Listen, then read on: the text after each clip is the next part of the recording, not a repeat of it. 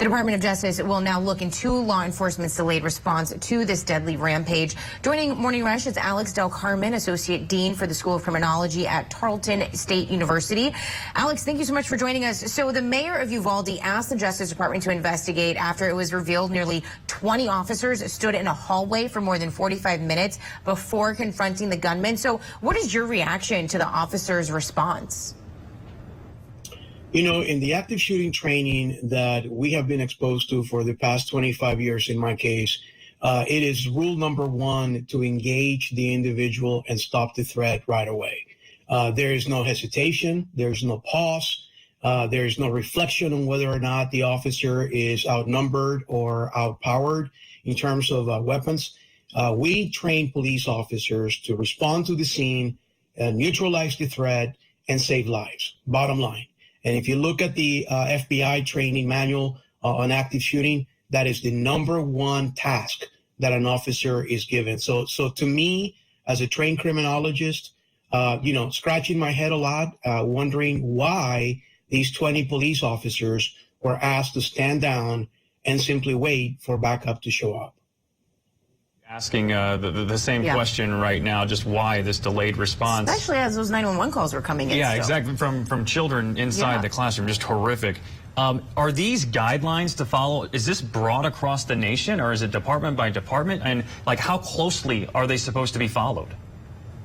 Yeah, so this is a universal rule, right? So when you look at the FBI training guide on active shooters, which is in fact what we use across the entire United States, that is rule number one. There is no debate. There is no question mark. There is no pause. What police departments individually must do is adopt, that language into their training protocol. And from what we have discovered so far, this particular police department had been trained on active shooting as early as a few months ago. And so bottom line here, the protocol wasn't followed. The leadership failed the children and the people of Uvalde, and we need to get to the bottom of it. And I'm happy and relieved to know that the U.S. Department of Justice is going to be conducting the review. So speaking of that review, what is going to happen next? Once they all get on site there and they start their investigation, what can we expect? They're going to be very methodical and very disciplined. They're going to look at exactly how we could have prevented lives from being lost. And the second question they're going to address is, what can we learn from this incident in order for this not to happen again in the future? And so what we have learned over the years is that the Justice Department, being an unbiased and objective component of our U.S. government, is going to bring experts that come up. And what they're going to do is create some sort of a report that is going to be available for everyone to read and everyone to comment on, and more importantly, for other schools to learn from in the future. Who's this going to fall on as far as blame goes? Is it the police chief that's calling the orders here for the response, Arredondo, I believe?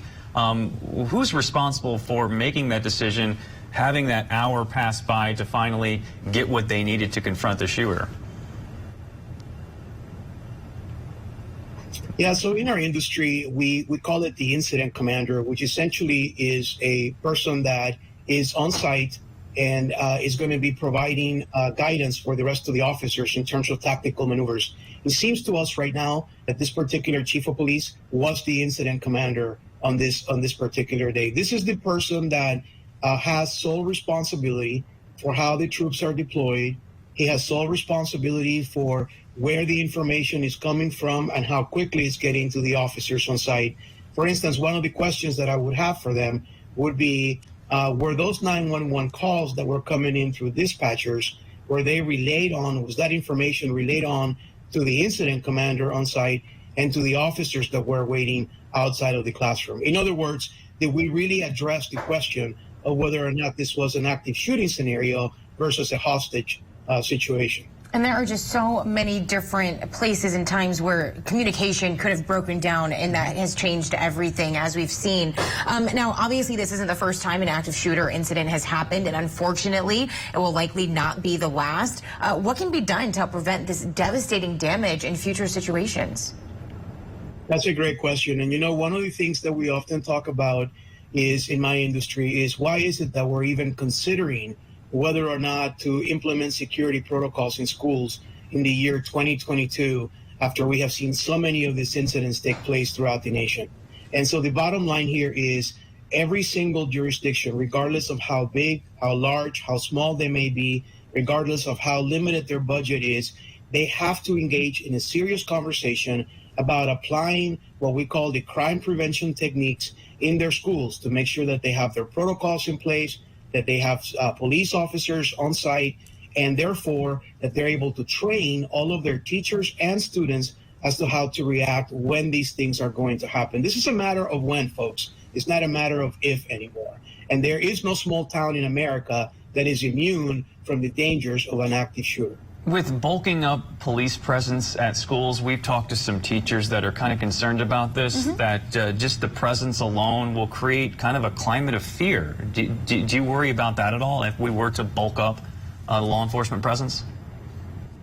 You know, in everything that we do in the security industry, there's always a plus and there's always a minus, right? It's kind of like when you're going to go have surgery, a medical doctor is going to say, unless it's absolutely necessary, you need to do it because there's always a risk. And so at the end of the day, I know cosmetically it doesn't look right. And I know some people are going to complain that it looks too military-like, that it perhaps is too structured, that their children are going to suffer from going through a metal detector. But I'll be honest with you, even though my kids are grown up now, when I was a dad of two small children, I would have rather talked to my kids as to why they have to go through a metal detector and why it is that they have to do these drills a couple of times a year versus having to explain to them why it is that their classmate died as a result of an active shooter. You know, that's a really great point. And I think the scary part, I'll say, is, you know, in the situation of Buffalo, New York, are we going to have metal detectors in every building now? Or are we going to have to beef up that type of security too? You know, I'm in the industry where we believe that security is of utmost importance, right? And at the end of the day, I realize that we can't just fortify every place that we go to and whatnot.